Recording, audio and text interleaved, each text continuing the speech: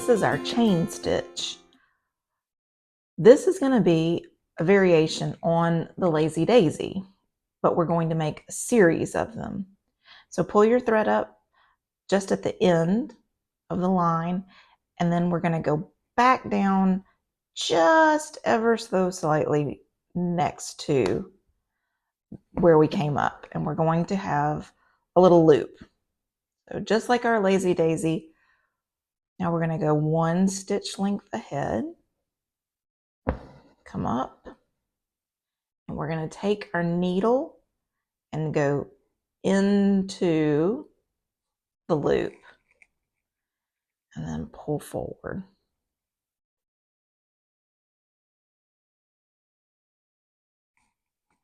Now, with the Lazy Daisy, we tacked this by going behind the thread.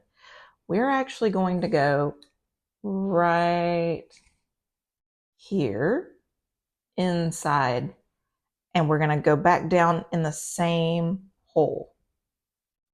Okay, and then we're going to pull that and make another loop.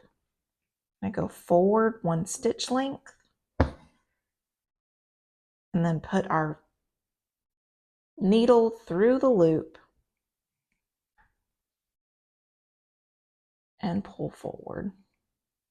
So now we've got two loops right there. Okay. So we're going to take our needle and put it right there. Come back through.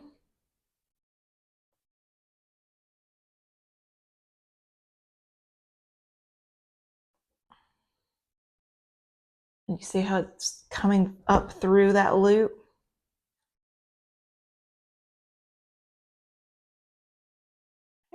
And in the same way with the Lazy Daisies, you don't want to pull them too tight.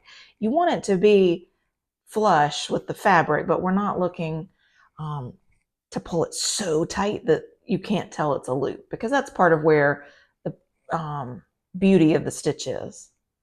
So again, we're going to go, let's get it to focus, right there, back in. And make the loop one stitch length forward. And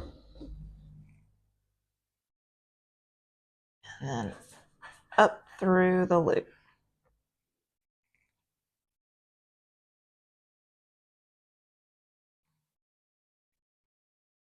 All right, I'll meet you at the other side. Okay, so here we are at the other end, and we're going to make this one last loop. I'm going to bring it up right there at the end of the line. And so this is where we're going to tack this off the same way we did with our Lazy Daisies. So instead of going back inside the loop, I'm going to be on the outside of the loop, and that will tack that last stitch down.